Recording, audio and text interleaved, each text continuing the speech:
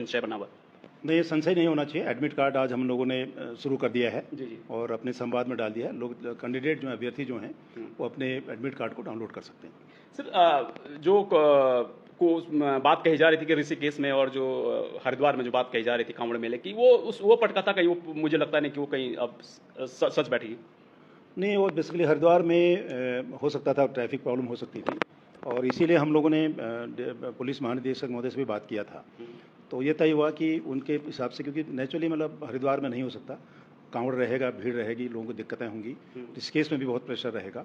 तो इसके लिए वो दोनों सेंटर के जो लोग हैं, देहरादून के तो पहले देहरादून डिस्ट्रिक्ट ने शिफ्ट कर दिया, लेकिन हरिद्वार को हम लोगों ने हरिद्वार, उधम सिंह नगर और पौड़ी में शिफ्ट करने की कोशिश की है और 9 तारीख को एग्ज़ाम अपने समय से होगा। सर बहुत सारी परीक्षाएं ऐसी हैं जहाँ जो है वेटिंग का लोग अभ्यर्थी इंतजार कर रहे हैं, तो क्या आप क्या कहेंगे इन वेटिंग कब तक जारी होंगे विभिन्न विभागों की वेटिंग लिस्ट? देखो, वेटिंग जो हमारे यहाँ मेन रूप से एक तो वन आरक्षी का है, उसका एक हमारे पास लंबित है, जिसको हम लोग कोशिश करेंगे आजकल में उसका रिकमेंडेशन हम फॉरेस्ट डिपार्टमेंट को भेज दें। दूसरा एलटी का था, जिसमें 3 क्वेश्चन चैलेंज हुए थे कोर्ट में, जिसमें उसमें हमारी एक मीटिंग 30 तारीख को होगी विशेषज्ञों की, एक आज मीटिंग है हमारी, और उसके बाद दोनों का एक्सपर्ट की रिपोर्ट के आधार पे हमें रिपोर्ट कोर्ट को सबमिट करके अगले मेरे ख्याल से हफ्ते 10 दिन में उसका रिजल्ट निकल जाना चाहिए हमारे। सर जल निगम की एक भर्ती था, उसके विषय में भी जो है अभी तक उसके रिजल्ट के विषय में छात्र जानना चाहते हैं कि ये कब तक जो है रिजल्ट आ पाएगा? उसको हम कोशिश करेंगे अगले सप्ताह करीब 13-14 तारीख तक उस पर भी हम फाइनल निर्णय ले लें और लेंगे भी, हम लोग निपटाएंगे उसको भी। छात्र अपनी जो है समस्याएं रखते रहिए, क्योंकि मेरे फ़ोन पर नेटवर्क की प्रॉब्लम आ रही है। मैं कैमरामैन से कहूँगा जो है आप इस फ़ोन को जो है इसमें थोड़ा सा नेटवर्क इश्यूज देखें, और जो छात्र जो अपनी समस्याएं रखना चाहते हैं उन छात्रों की जो हम समस्याएं जो पढ़ेंगे, एक करके सारे सवाल हम लेंगे, और आप कमेंट्स जरूर कीजिएगा, शेयर जरूर कीजिएगा, लाइक जरूर कीजिएगा, और बताइएगा कि जो है जो आपकी समस्याएं हैं, क्या क्या आपकी समस्याएं। सर रेशम विभाग के बारे में भी थोड़ा छात्र जानना चाहते हैं, रेशम विभाग के बारे में क्या आगे क्या प्रोग्रेस? नहीं, वो भी लंबित है हमारे पास, और मेरी कोशिश ये है कि हम लोग जुलाई के बाद कोई भी पुराना चीज़ पेंडिंग ना रखें। कोशिश करूंगा मैं 9 तारीख के बाद जितने भी पेंडिंग हमारे पास हैं उन सब का निपटारा हो जाए। सर वाहन जो परिचालक परीक्षा है इसके विषय में क्या जानकारी है सर? ये बहुत सारे छात्र कह रहे हैं। नहीं, उस पर अभी कोई निर्णय हमने नहीं लिया है। मैं 9 तारीख को एग्ज़ाम हो जाता है, फिर वाहन चालकों के बारे में उस पर फिर विचार करूंगा जो भी होना है उसमें। अभी तक हम वाहन चालकों वाली परीक्षा को अभी हम लोगों ने टच नहीं किया है। जी sir. Sir jolly Reddy ji कह रहे हैं कि कनिष्ठ सहायक की नियुक्ति कब होगी? कनिष्ठ सहायक की नियुक्ति भी बहुत ज़्यादा समय नहीं लगेगा, केवल क्योंकि 189 उसमें हर कैंडिडेट का अपनी अपनी चॉइस थी, कहाँ मैं जाऊँ कहाँ मैं न जाऊँ, मेरिट के हिसाब से उनका आवंटन था। एक आवंटन हमने पहले किया था, उसमें कुछ त्रुटियां रह गई थी और उसको हम नए सिरे से कर रहे हैं और नेक्स्ट वीक में उसका रिजल्ट चला जाएगा। सर पुलिस भर्ती में भी वेटिंग की बातें कही जा रही है, तो क्या वेटिंग लिस्ट लगाई जाएगी या इस प्रकार का कोई पटकथा? पुलिस की भर्ती हमारे पास केवल हेड कांस्टेबल की है, रेडियो वाली, उसके अलावा कोई लंबित नहीं हमारे पास, और उसकी भी रिजल्ट हम लोग अभी बहुत जल्दी शुरू करेंगे। सर अधिकांश जो मैसेज आ रहे हैं कनिष्ठ सहायक को लेकर छात्र बहुत परेशान है, 746 पदों को लेकर अभी भी छात्र बहुत परेशान है। अमूमन जितने कमेंट्स हैं सारे कनिष्ठ सहायक को लेकर आ रहे हैं। एक बार दोबारा हम जानना चाहते हैं कनिष्ठ सहायक का सर ये आखिर ये अड़चन आई क्यों, उतना समय क्यों लग गया सर? देखिए, कनिष्ठ सहायक में सबसे बड़ी दिक्कत क्या आई कि इसमें केवल 189 189 उसमें चॉइस थी लोगों के पास डिपार्टमेंट की कौन कहाँ जाना चाहता है। तो मेरिट के हिसाब से उनका आवंटन करना एक बहुत बड़ा काम है। इसमें शुरू के 2 दिन हम लोगों ने ऑफलाइन की कोशिश की, उसके बाद हम लोगों ने कहा कि ऑनलाइन भी दे सकते हैं, बहुत समय लग रहा था उसमें। तो उसमें फर्स्ट फेज़ के आवंटन में हो सकता है मेरिट के हिसाब से किसी को अपना चॉइस का न मिला हो, तो उसको हम दोबारा रिव्यू कर रहे हैं, क्योंकि उसमें दोबारा डीवी भी हुई थी करीब 30-35 लड़कों की। और अब हम कोशिश ये कर रहे हैं कि फुल प्रूफ उनके चॉइस के हिसाब से, उनके ऑप्शन के हिसाब से, मेरिट के हिसाब से उनका आवंटन हो। नेक्स्ट वीक तक रिजल्ट निकाल देंगे उसका। सर आईटीआई अनुदेशक की भर्ती के बारे में बात करेंगे। आईटीआई अनुदेशक की भर्ती कहाँ तक प्रोग्रेस पहुंची सर? उसमें हमारा काम पूरा हो गया है। उसमें कुछ अनुभव को लेकर के जो सर्टिफिकेट दिए गए हैं, कुछ सर्टिफिकेट को थोड़ा सा हम लोग कोशिश कर रहे हैं कि उनका एक थोड़ा सा उसके बारे में एक सत्यापन उसका करा लिया जाए कि क्या जो अनुभव 3 साल का था या 2 साल का था वो सही सर्टिफिकेट है या नहीं। हम उसका ज़्यादा बच्चे नहीं हैं, उसका मेरे ख्याल से अगले हम भेज चुके हैं। जैसे उनका रिजल्ट निकलता है, उनका आती है हमें आख्या, उसके बाद निकाल देंगे उसको भी, और रिजल्ट हमारा तैयार है। सर क्या इसमें भी कुछ कहा जा रहा है कि कुछ जो सर्टिफिकेट बनाए गए हैं उसमें भी कुछ गठजोड़ या झालमेल की बातें कही जा रही हैं? झालमेल तो नहीं कह सकते, लेकिन कुछ सर्टिफिकेट पर हमको डाउट है, तो उसका क्लेरिफिकेशन, उसका जस्टिफिकेशन, उसका सर्टिफिकेशन या उसका प्रमाणित करने के लिए हम जिसने वो इशू किया उनको भेजा है हम लोग। सर एक जो है एक अभ्यर्थी पूछ रहे हैं कि सर वीडियो और वीपीडीओ की जो हाई कोर्ट में जो सुनवाई हुई है उसका क्या परिणाम निकला? बीपीडी और बीएड में कोई अभी हाईकोर्ट में ऐसी कुछ सुनवाई तो ऐसा कोई है तो नहीं कि एग्ज़ाम कैंसिल हो, ऐसा तो कुछ भी नहीं है। जी, जी। उसमें ऐसा कोई कोर्ट ने डायरेक्शन दिया हो ऐसा भी नहीं है।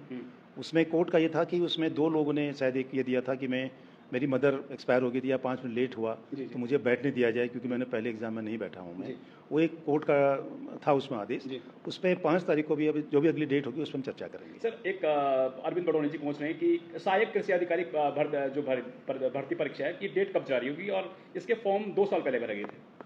नहीं, सहायक कृषि अधिकारी उसकी बात कर रहे हैं जिनका एग्ज़ाम हो गया, प्रेस एग्ज़ाम की बात कर रहे हैं। सर ये एक्चुअली ये दोबारा मैं इनसे कहूँगा कि आप कमेंट्स करें किस विषय में आप कह रहे हैं। सर हम दोनों पक्ष जानेंगे कि आप दोनों पक्ष जो है क्योंकि क्लियर हो जाए। नहीं, पुराना रिजल्ट तो देखिए ना, उसमें सहायक कृषि अधिकारी और रेशम में थोड़ा विवाद था क्योंकि कुछ लोगों ने क्या किया, कृषि अधिकारी ज्वाइन कर लिया, लेकिन कृषि अधिकारी में शायद 1 या 2 साल तक उसको स्टाइफंड मिलता था, पे नहीं मिलती थी। तो वहाँ गए तो उनको पता लगा, उन्होंने वहाँ छोड़ दिया।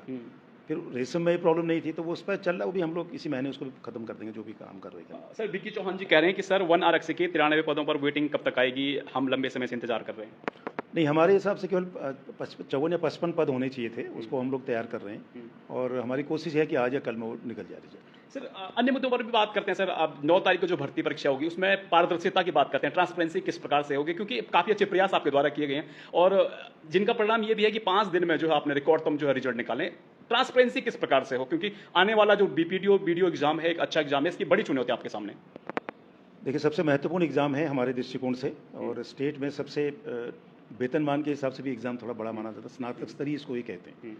और इसमें लड़के भी संख्या भी ज़्यादा होगी।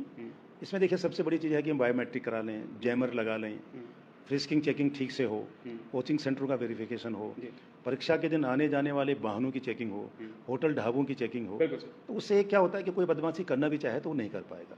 हमें जितना प्रोएक्टिव होकर के कार्रवाई करेगी डिस्ट्रिक्ट एडमिनिस्ट्रेशन, पुलिस एडमिनिस्ट्रेशन, उतना ही हमको आसान होगा। हमारी कोशिश होगी कि हम समय से पेपर उनके पास पहुंच जाएं, हमारे लोग समय से वहां पहुंच जाएं, जो भी छोटी मोटी क्वेरीज है उनको हम पूरा करें और समय से हमारा एडमिट कार्ड जारी हो जाए। ये हमारी कोशिश होगी और पूरी पारदर्शिता के साथ एग्ज़ाम करने का प्रयास होगा, जिसमें डिस्ट्रिक्ट एडमिनिस्ट्रेशन का, स्पेशली डिस्ट्रिक्ट मजिस्ट्रेट और एसएसपीज़ का महत्वपूर्ण रोल होगा इसमें। उनसे हम मीटिंग कर चुके हैं, उससे मैं प्रत्येक ज़िले में जाके मीटिंग कर चुका हूँ। अब प्रत्येक ज़िला जाने के बजाय मैं टेलीफोन से प्रत्येक डीएम एसएसपी से बात करूँगा, इस एग्ज़ाम की संवेदनशीलता को देखते हुए उनसे बात करूँगा। और आज एक चिट्ठी भी सबको हम जारी कर रहे हैं, पर्सनली मैं खुद भेजूँगा उस चिट्ठी को, ताकि हर आदमी इस एग्ज़ाम के प्रति संवेदनशील होकर के पारदर्शिता के साथ, अच्छे कोऑर्डिनेशन के साथ एग्ज़ाम हो, ये हमारा प्रयास होगा। सर मनीष टमटा जी पूछ रहे हैं कि हमारा सेंटर रुद्रप्रयाग से देहरादून क्यों डाला गया, पहाड़ों में जो है इस प्रकार सेंटर क्या समस्या आ रही है। देखो, ऐसा नहीं कि हमारी कोशिश ये भी होता है कि जो सेंटर कहाँ मांग रहे हैं रैंडमली हम लोग करते हैं और हो सकता है सेंटर चेंज हो। एक लड़की मेरे पास आई थी कि मेरा सेंटर रुद्रप्रयाग के देहरादून कर दिया जाए, तो ये पॉसिबल नहीं है। रैंडम थोड़ा सा देखते हैं हम लोग कि सेंटर के लिए अब चिंता नहीं होनी चाहिए लोगों को। देखिए, सेंटर कहीं भी हो सकता है। अब आप कभी आप देखिए नीट वीट के एग्जाम में पता नहीं कहाँ से कहाँ पहुँच जाते हैं आप लोग, लेकिन ऐसा कुछ नहीं है। रैंडमली हम चेक करें, हो सकता है कि वहाँ उतनी जगह ना हो, लड़के ज़्यादा हों, सेंटर ज़्यादा हो, उसकी कैपेसिटी कम हो, ये भी कारण हो सकता है। लेकिन कहीं भी एग्जाम हो, एग्जाम देना चाहिए लोगों को। सेंटर के लिए परेशान मत हो, अपनी मेहनत पर विश्वास करो ना, सेंटर पर तो पहुँच जाएंगे आप। बिल्कुल सर। एक अभ्यर्थी लिख रहे हैं कि आगे कौन कौन सी जो है भर्ती होंगी और कब तक नोटिफिकेशन आएगा। देखिए, अगली भर्ती हमारे पास करीब 550 पद के अध्याचन हमारे पास हैं। उस पर अभी हम लोगों ने कोई काम नहीं किया अभी शुरू। हम इस स्नातक स्तरीय एग्ज़ाम हो जाता है और पुरानी पेंडिंग जो भर्ती हैं, जो जिनके रिजल्ट निकालने हैं, हम लोग को वेटिंग लिस्ट निकालनी है, उसको निकालने के बाद 1 अगस्त से कोशिश करेंगे कि जो हमारे पास नए अध्याचन है उस पर हम कार्रवाई करें और सितंबर अक्टूबर तक उन एग्ज़ाम को शुरू करा दें। सर एक अभ्यर्थी मनीष टमटा जी ये कह रहे हैं कि हमारा जो एग्जाम सेंटर था वो रुद्रप्रयाग था और जो अब हम कैसे जाएंगे, कांवड़ मेले की प्रॉब्लम बता रहे हैं। कांवड़ मेले की प्रोग्राम रुद्रप्रयाग में नहीं है, देहरादून में भी नहीं है। अब ऋषिकेश से बड़े आराम से आ सकते हैं, आपके पास बाया पौड़ी आ सकते हैं, कई रास्ते आने के लिए, ऐसा नहीं है। हाँ, अगर हरिद्वार होता तब मैं समझ सकता था, अदरवाइज हर आदमी पहुंच जाएंगे। कांवड़ का कोई प्रेशर 10 से पहले नहीं होगा। सर फिर कनिष्ठ सहायक 761 का जो है उस पर काफ़ी कमेंट्स आ रहे हैं। आखिर ये भर्ती परीक्षा में सर फिर अभ्यर्थी जानना चाह रहे हैं कि कब तक, कितने दिन जो है, क्योंकि आपने कुछ आश्वासन दिया था कुछ दिन पहले, शायद या 2-4 दिनों में आ जाएगा। अभी कह रहे हैं कि भैया कब तक। मैं आपको 2-3 बार इस पर चर्चा हो गई। हमारी सबसे बड़ी समस्या है 149 कितना कहेंगे 189 चॉइस को लोगों को मेरिट के हिसाब से देने में थोड़ा समय लग रहा है हमें, और हमारी कोशिश है कि अगले हफ्ते इसका रिजल्ट निकल जाए।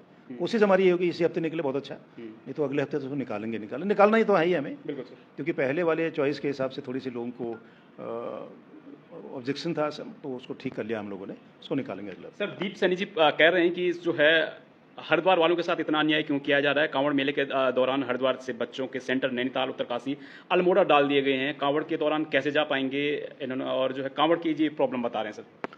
देखिए, कांवड़ की प्रॉब्लम तो इसलिए होगी, कांवड़ की प्रॉब्लम इसलिए मान सकते हैं कि हम हरिद्वार में आपका सेंटर रखता हमें, तब तो आपको दिक्कत थी। और हरिद्वार इसीलिए हम लोगों ने हटाना पड़ा हमें कांवड़ के चक्कर में। कांवड़ का एक्चुअल प्रेशर जो ट्रैफिक प्लान आज मैं देख रहा हूँ, उन्होंने शायद लिखा है कि 9 के बाद या 9 से ऐसा कुछ लिखा है उन्होंने। 8 तक नॉर्मल ट्रैफिक में भी रिस्ट्रिक्शन नहीं है, और लड़कों को बाहर जाके एग्ज़ाम देने में मेरे ख्याल है कोई दिक्कत नहीं होनी चाहिए। और एग्ज़ाम को पोस्टपोन भी करना मेरे लिए संभव नहीं है, क्योंकि मेरे सारी चीज़ें पाइपलाइन में है, इवन पेपर हमारा तैयार हो गया है। जितने दिन आप चीज़ों को बाहर रखोगे वेटिंग, उतनी परेशानी होगी। थोड़ी असुविधा हो सकती है आपको, लेकिन थोड़ी असुविधा भी देखिए, अगर आप अपने कैरियर के प्रति चिंतित हैं तो थोड़ी असुविधा भी उठानी चाहिए, और जहाँ भी सेंटर है साहब एग्ज़ाम दो। जी सर, जो एग्जाम सेंटर है उनके बाहर जो है धारा 144 लागू होगी या फिर इस प्रकार के क्या प्रावधान है? वो तो देखिए, जो भी जहाँ भी सेंटर होगा उसके बाहर 100 मीटर के आगे किसी को नहीं आना। 144 तो लगाई जाती है, वो रूटीन का सिस्टम ही है। उसको स्ट्रिक्टली इन्फोर्स करना हमारी जिम्मेदारी होगी, और हमको करना भी चाहिए। सर, शेरू जी कह रहे हैं कि कर्मशाला अनुदेशक का फाइनल रिजल्ट कब तक आएगा सर? कर्मशाला रिजल्ट मैंने आपको बताया, मैंने कुछ सर्टिफिकेट का वेरिफिकेशन के लिए भेजा है। जैसे वो निकलता है वो मैं तुरंत उसका रिजल्ट निकाल दूँगा। सर, एक मोनू कुमार जी कह रहे हैं कि हरिद्वार से उत्तरकाशी कैसे जाऊँ सर, मुझे पैसे कौन देगा?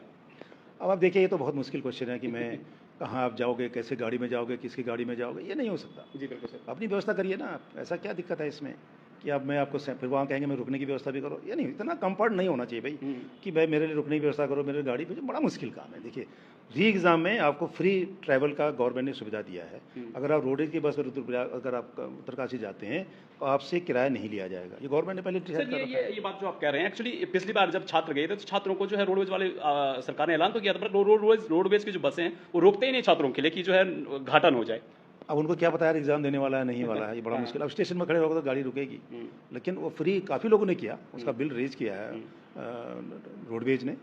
और है बिल्कुल सुविधाएं हैं भाई, आप फ्री ट्रैवल करो, रोडवेज की गाड़ी में जाओ, फ्री ट्रैवल करो। वही बात आ रही सर, एक बस भी होनी चाहिए स्टैंड पर, ये कह रहे हैं व्यक्ति की जो है बस तो होनी चाहिए, तभी तो जाएंगे हम। हम तो रोडवेज की बसें चलती हैं, बिल्कुल जाती हैं। आप फ्री बस चलाने की भी कुछ सभी की बात कह रहे हैं कि देखो, ये नहीं हो सकता। देखिए, मैं बस देखिए, आप फिर कल कहेगा मैं जीप में अकेले टैक्सी लेके जाऊंगा, कहाँ से गवर्नमेंट करेगी भाई? इतना भी सुविधाएं कंफर्ट मत करिए कि बच्चा फिर सोचे मुझे घर से उठा के ले जाओ, एग्ज़ाम दिला के घर छोड़ो। नहीं हो सकता। आपको कुछ चीज़ें स्वयं करनी पड़ेंगी। हमारी कोशिश ये होनी चाहिए कि आप जहाँ सेंटर पर जाएँ वहाँ आपको दिक्कत न हो पहुँचने, बस एक दिन पहले मूव करो ना, क्या दिक्कत है? सर, कुछ और भी अभ्यर्थी हैं, उनके भी हम सवाल ले रहे हैं। जो है 9 तारीख को जो BDO का एग्जाम होगा, सभी अभ्यर्थियों से हमारा जो है निवेदन है, आप जो है किसी के बहकावे में ना आएँ, अपनी मेहनत पर भरोसा रखें। और जो है क्योंकि लंबे समय से हम देख रहे हैं कि आयोग जो है पारदर्शिता के साथ जो है पेपर करवा रहा है और पारदर्शिता के साथ जो है एग्जाम हो रहे हैं। तो दोस्तों, आज हमने काफ़ी जो छात्र थे उनके जो है सवाल हमने लेने की कोशिश की। तो आप देखते रहिए परवत जर्नलिस्ट। धन्यवाद।